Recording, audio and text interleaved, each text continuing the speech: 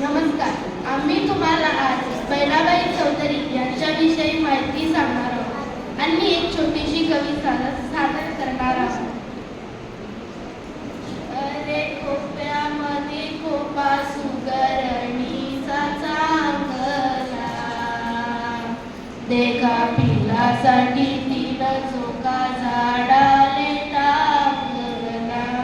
मराठी साहित्याच्या इतिहासात अनेक विद्वान, अभ्यासू आणि शिक्षित कवी कवयित्रींचा उल्लेख येतो. पण त्याच इतिहासात अशी एक कवयित्री आहे जिने कधीही शाळेत पाय ठेवला नाही, लिहिता वाचता येत नव्हते, तरीही त्यांनी त्यांच्या ओव्यांनी आणि गाण्यांनी मराठी काव्याला एक वेगळीच उंची दिली. त्या म्हणजे बहिणाबाई चौधरी. खानदेशातील ग्रामीण जीवनाची सच्ची निसर्गकन्या, अभिव्यक्ती, जीवनाची सत्ता आणि साक्षरता. बहिणाबाईंचा जन्म 24 ऑगस्ट 1880 रोजी नागपंचमीच्या शुभ दिवशी महाराष्ट्रातील जळगाव जिल्ह्यातील असोदा या छोट्या गावी झाला. बहिणाबाई पूर्णपणे निष्क्रिय आहेत, त्यामुळे त्यांनी स्वतः कविता लिहिल्या नाही.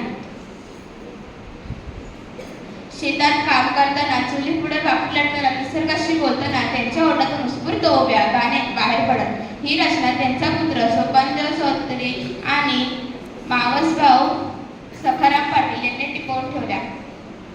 1952 मध्ये बहिणाबाईंचे गाणे हे प्रकाशित झाले.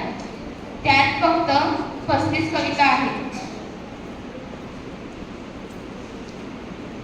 पण प्रत्येक ओवे जीवनाच्या तंत्रज्ञान सांगते. बहिणाबाई चौधरी म्हणजे केवळ कवयित्री नव्हे, तर जीवनाच्या कष्टातून उमटलेल्या एक जीवनदर्शक. त्यांच्या ओव्यातून आजही लाखो मराठी माणसांना प्रेरणा मिळते.